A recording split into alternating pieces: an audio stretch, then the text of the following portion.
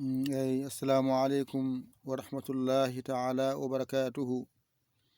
Bandiraɓe sehilaɓe jangiyankoɓe, en garti e windande men hande ko ɗo non mbawata dendagal laamuji masɗe muɗum gilay laam en, laamara en, laam allif en, laam colal en, fof ko ɗo soomi. Ay ɗum ɗo ko la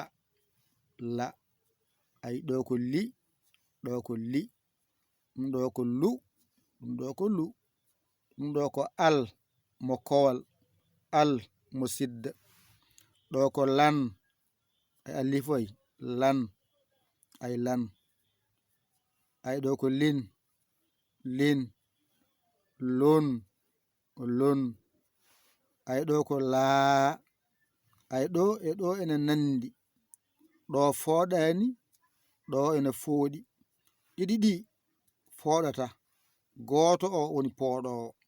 Laa ay lamcolal ay ngel ɗo e ɗum ɗo ko gotum, ɗo ko laa, ɗone ko laa, ko fooɗi, oɗo laam ko ɗum ɗo fooɗi mu, ay oɗo laam ko alif, oɗo fooɗi laam allif, ay laam allif, allif o foɗata mo.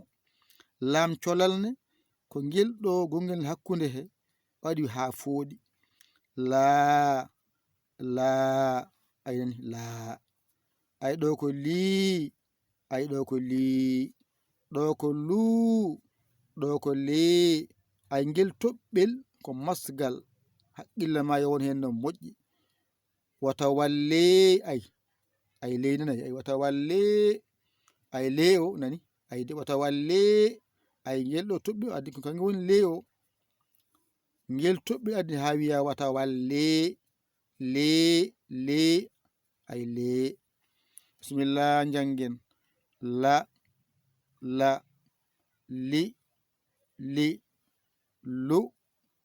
lu, al, kowal, al, sidda, al, ɗo ko lan foɗani, lin foɗani, lun foɗani, ɗo noon e ɗo ene nandi teskuye mayo won ɗo no moƴƴi, ni foɗani ko lan, ɗo noon ko gotal waɗa dow mum pooɗa mbiya laa, ɗone ko gotal mbiya laa, ay laa, ɗo ko lii, lii, ɗo ko luu, ɗo ko lee, laa, laa, foƴira ko allif, lii, foƴira ko yanara, luu, foƴira ko wowtaƴƴo, lee, foƴira ko yanara allif jowiɗo.